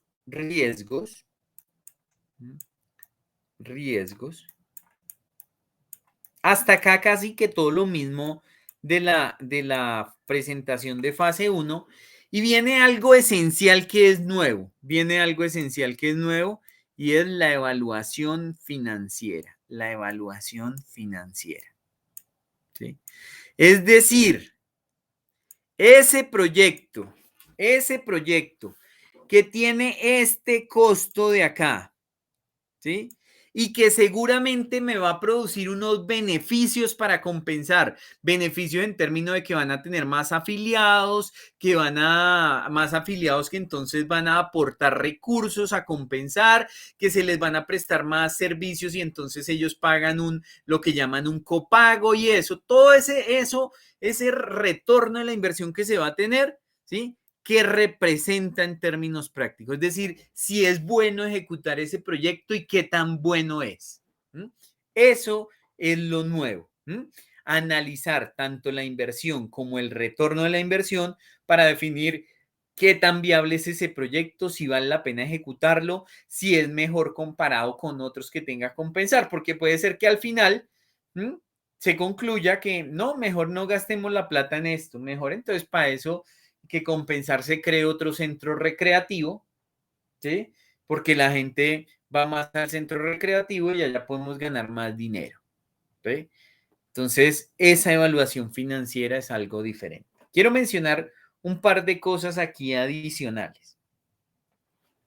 Conceptos que quiero que ustedes los tengan presentes.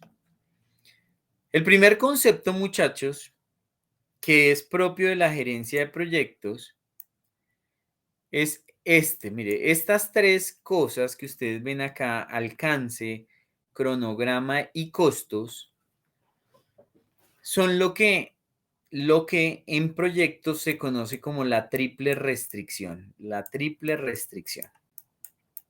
Triple restricción. Entonces ustedes pueden googlear el concepto, ¿sí? Y el concepto es bien importante porque hace referencia a los tres componentes más importantes en la gestión de proyectos. Yo estoy parcialmente de acuerdo con eso, porque para mí lo esencial en un proyecto, además de la triple restricción, son los riesgos. ¿Sí? Los riesgos para mí son fundamentales. Pero en la gestión de proyectos, digamos, de cara a lo que dice el PMI, la triple restricción son las áreas de conocimiento más importantes en un proyecto. Y además tiene otra connotación y es que el PMBOK dice que esas tres áreas están ligadas entre sí. Es decir, que los cambios en cronograma probablemente impacten o los costos o el alcance. ¿Sí? Es decir, si usted planea un proyecto con un alcance, con unos costos para ejecutarlo en 3 años, ¿sí? Lo planea así. Y a usted le dicen, no, venga, no necesito que lo ejecute en 3, sino ejecútemelo en año y medio. Entonces dice la triple restricción, la teoría, dice que usted inmediatamente debería pensar en los impactos que eso le puede producir en términos de costo y o en términos de alcance. Es decir, que el movimiento de una de esas variables es posible que le impacte las otras dos. Ese concepto que acaban de ver es fundamental en gerencia de proyectos y se llama la triple restricción. Entonces es importante que lo tengan en cuenta. Muchachos, ¿me siguen hasta acá? ¿Soy claro? Sí, Sí, ingeniero. profe. Sí, Bueno, listo. Voy a avanzar entonces otro poquito y, en el ciclo de vida y con eso cerramos por el día de hoy. ¿Mm? Muchachos, la próxima clase les voy a dejar una lectura, ¿sí? Una lectura para que se entretengan. Les voy a dejar entonces una lectura la próxima clase, es decir, la próxima clase creo que es el sábado, ¿no? Sí. Listo. Entonces, para la próxima clase les voy a dejar una lectura para que por favor pues la hagan el domingo. Sencillita. Entonces, muchachos, fase 1 y fase 2, ¿sí? Ah, bueno, ¿qué más quiero mencionar de fase 2? Y un poco recordando las preguntas que me hace Dayana. Yo les estoy hablando aquí desde el componente metodológico. Entremos un poco más al componente técnico. Normalmente en la fase 1, digamos que como es recopilación de requisitos, todavía no entran, digamos, profesionales a hacer planteamientos a nivel de diseños, todavía no, ¿sí? Puede ser que en algunos modelos entre al final, pero no es lo usual. En la fase 2 sí ya se necesita desarrollo conceptual. ¿Mm? Y el desarrollo conceptual implica que cada una de las alternativas que uno analiza, uno pues las conceptualice. ¿Mm? Y conceptualizarlas es que uno por lo menos entienda programas de áreas y empiece a pensar cómo sería el edificio. No que lo tenga resuelto totalmente, pero sí que ya empiece a hacer volúmenes y demás, ¿sí? Que ya tenga, como les digo, programas de áreas. Entonces, aquí en la fase 2 ya empiezan a entrar las especialidades. Entonces, el arquitecto ya empieza a trabajar en la fase 2. Él es el que tradicionalmente va adelante, ¿sí? Y si uno tiene un buen arquitecto piensa incluso en términos de ingeniería, ¿sí? Es decir, ¿cómo se distingue un arquitecto experimentado? Que no es el arquitecto que le plantea a usted vainas que nada tienen que ver después con el tema estructural, no. Los arquitectos ya que tienen recorrido, ellos saben de una vez que en su diseño arquitectónico tienen que ir dejando campo para elementos estructurales, para todo lo que va a soportar la edificación, que tienen que ir dejando cuartos técnicos para las redes eléctricas, para las instalaciones de voz y datos, que tienen que dejar áreas de servicios, ¿sí? Eso hace un arquitecto ya experimentado. Entonces un arquitecto experimentado arranca y va haciendo planteamientos. También es posible que ya en la fase 2, ¿sí? Entre, digamos que la geotecnia, ¿sí? Para saber, digamos, empezar a conocer las características del suelo y empezar uno a analizar si puede tener edificios de gran altura, si no, qué va a implicar eso en términos de desarrollo de cimentación y demás. Empieza a entrar ahí la cimentación y la estructura. Puede ser que hacia el final de la fase 2 entre puntualmente los diseños eléctricos, hidrosanitarios y demás, pero puede ser que no necesariamente, sino que eso quede un poco más hacia fase 3. También aquí ya se debe tener un profesional, digamos, en gestión de proyectos, ¿sí? Un profesional que ayude, que tenga experiencia en cómo se gestionan proyectos, cómo se estructuran, ¿sí? Para que empiece a trabajar en el documento de alcance, ¿sí? En el documento de alcance, que es un documento que tiene descrito el alcance del proyecto, para que empiece a trabajar en el plan de gestión de riesgos, para que empiece a trabajar en un documento que se llama el plan para la dirección del proyecto. Entonces se requiere alguien metodológico. Es posible que se necesite también alguien desde la asesoría, puede ser jurídica o inmobiliaria propiamente, el análisis predial, el análisis, por ejemplo, del uso de suelo de los predios que se analicen. Ustedes saben que, por ejemplo, en Colombia, existen planes de ordenamiento territorial, luego de ahí se derivan las UPZ y luego de ahí cada predio, digamos que tiene un potencial de uso de suelo, es decir, no en cualquier lado en Bogotá se pueden construir edificios, ¿sí? Hay que revisar, digamos, todo ese componente del potencial de desarrollo, POTs, UPZs y demás, hacer el análisis del predio. Entonces ahí también se puede involucrar un profesional que puede ser un abogado con esa especialidad y demás. Entonces ahí como que desde la perspectiva metodológica también ya se desarrollan cosas bien interesantes. ¿Listo? Voy a pasar a la fase 3 y solo la voy a dejar enunciada. Bueno, en realidad la fase 3 es corta. Vamos a ver si hasta dónde alcanzo a llegar. Entonces, partiendo del supuesto, muchachos, de que se aprobó la fase 3, y ojo, al igual que en la fase 1 se aprobaron los recursos para la fase 2, en la fase 2 se aprueban los recursos para la fase 3, no para todo el proyecto, sino únicamente para la fase 3. Entonces, si en este punto se da la aprobación del proyecto, se dice, listo, el proyecto va bien, continuemos, se aprueban los recursos para esta fase, que pueden ser, no sé, 1.000 millones de pesos y 4 meses o 5 meses para el desarrollo de esa fase 3. En caso de que sea así, se entrará en esa fase 3 a una fase que normalmente, o que yo la llamo aquí, planificación detallada. Planificación detallada. Está muy fea mi letra, tengo que mejorar. Planificación detallada. ¿Sí? Que la planificación detallada, muchachos, es después de haber evaluado alternativas y después de haber acotado un poco el alcance, empezar ahora sí a meter todas las especialidades y arrancar en un proceso que es iterativo y que lentamente va avanzando y que al final nos va a llevar a tener lo que nosotros sabemos que se requiere para desarrollar un proyecto. ¿Sí? Entonces, ¿de qué entregables estamos hablando? De desarrollar pues los diseños de todas las especialidades, a desarrollar las especificaciones técnicas, ¿sí? Ya con diseños y especificaciones técnicas, entonces puedo desarrollar el presupuesto, porque si tengo diseños puedo sacar cantidades de obra, ¿sí?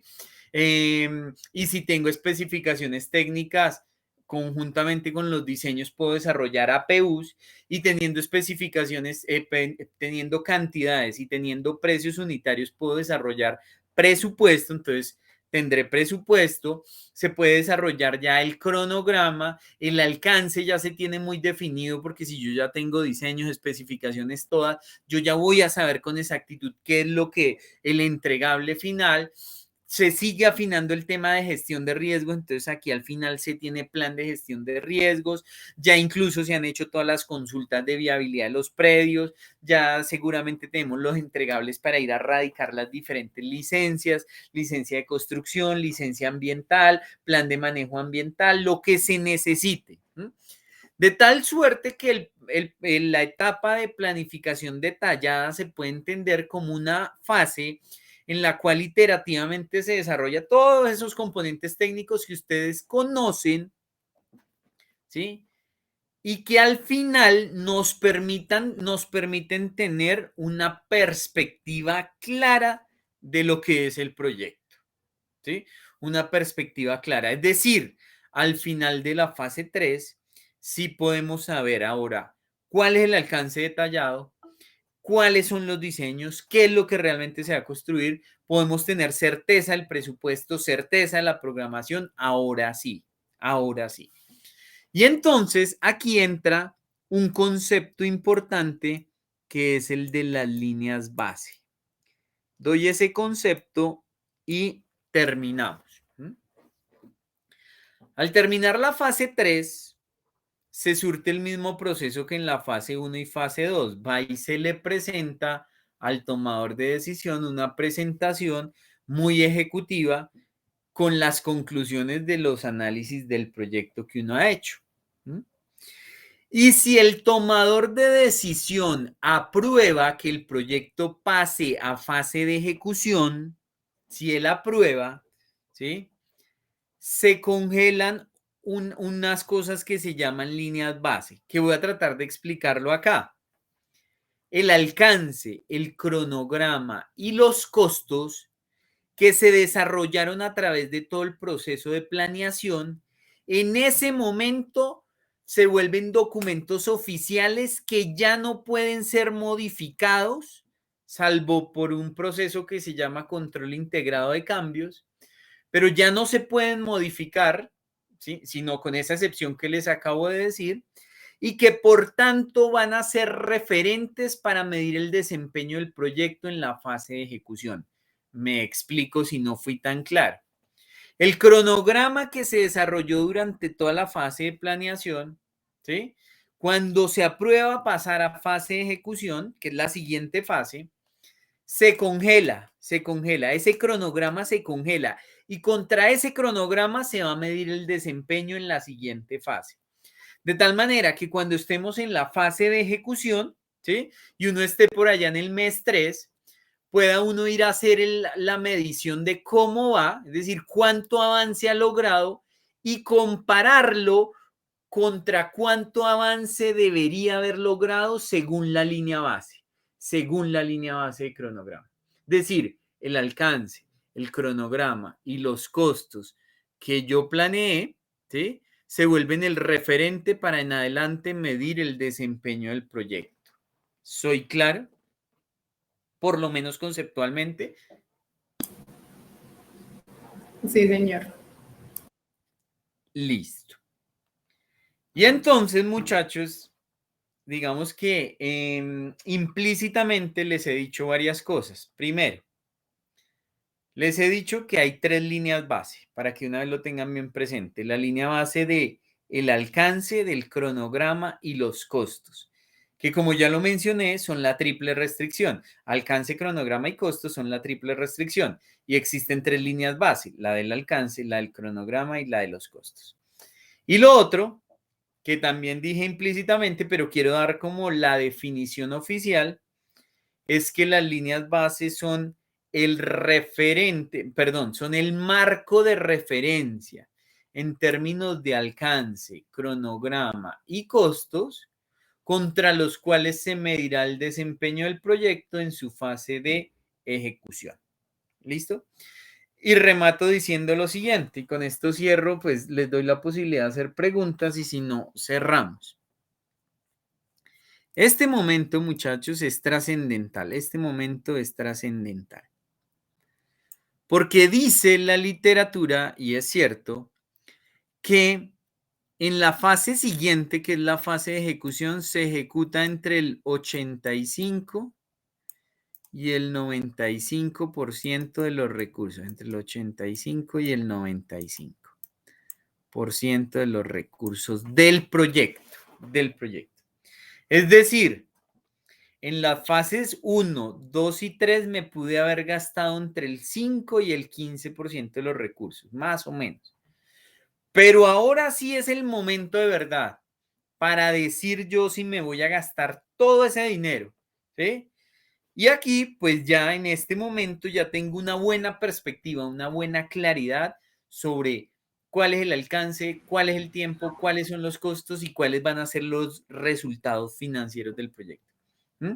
Entonces, esa fase 3 es en la que muchas veces los proyectos se caen, ¿sí? Muchas veces dejan llegar los proyectos hasta fase 3 y ahí es como que, uy, no, toda esa plata, uy, no, no tenemos toda esa plata, o uy, no nos está dando la rentabilidad que esperábamos, uy, lo cual, digamos que en la próxima clase les haré una reflexión ahí en el sector público colombiano, que yo creo que ahí hay unas cosas que hay que ajustar. Pero lo único que quiero dejar indicado por el momento es que sepan que esa es la decisión más importante del proyecto, pasar a ejecución, porque en ejecución se gastarán entre el 85 y el 95% de los recursos del proyecto.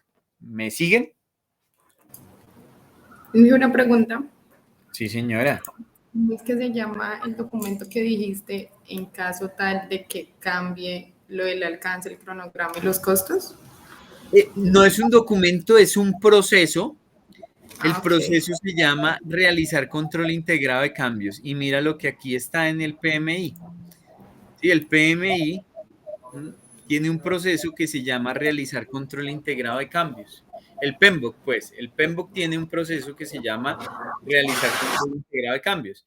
Y realizar el control integrado de cambios es el proceso mediante el cual se autoriza el cambio de las líneas base. Es decir, las líneas base no se pueden mover salvo a través de este proceso. Es lo que recomienda el PMI. Y de eso les voy a hablar, digamos, en la próxima clase, porque hay como unas causas, hay como unas, digamos, hay unas motivaciones que son aceptables para que se produzcan cambios en las líneas base, ¿sí? Es decir, uno no cambia la línea base porque va atrasado, ¿sí? Mucha gente lo que hace es que arranca la ejecución y dice, ay, voy atrasado en mi cronograma, voy a cambiar mi línea base, pero eso no tiene ningún sentido. O sea, la esencia de las líneas base es que precisamente uno pueda medir el desempeño del proyecto contra lo que se planeó. Y si no, apague y vámonos, ¿sí? O sea, si usted va atrasado y ajusta su cronograma y borra su línea base, pues apague y vámonos. Entonces usted no está haciendo seguimiento. Pero hay unas excepciones. Hay unas excepciones en las cuales dice el PMBOK, oiga, usted debería autorizar el cambio de una línea base en determinadas circunstancias, ¿vale?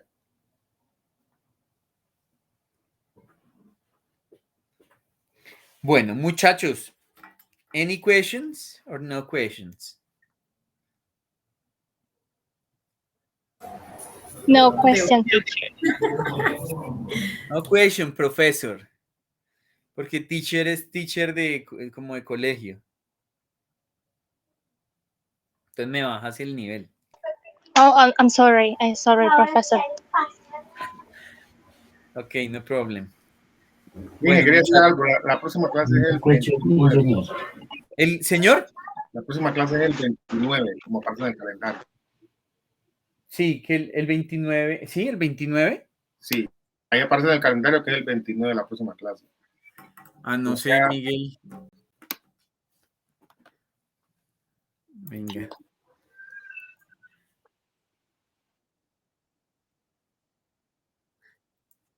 Sí, es el 29. Es el 29. Aquí estoy mirando, es el 29. Sí, dice 29, o sea, el próximo miércoles, ¿no? 29 y 30. Sí, así es. Así miércoles es. y jueves. Así es, así es. Así es. Como usted lo dice. ¿Listo? Entonces, muchachos, venga, hagamos lo siguiente porque es que vamos a tener una clase un poco retiradita. Entonces, más bien, la lectura que dije que iba a dejar el sábado se las voy a hacer llegar a través del ingeniero Miguel, ¿vale? Y les recomiendo que por favor la lean. O sea, el domingo cogen, se toman un vinito, escuchan musiquita suave y leen eso, ¿sí? Leen eso, que es un poco la introducción a líneas base, ¿sí? A líneas base, que habla, digamos, de la estructuración de costos y demás. ¿Listo? Entonces, léanlo como para que tengan un panorama general y yo aquí como que afianzo esos temas. Bueno.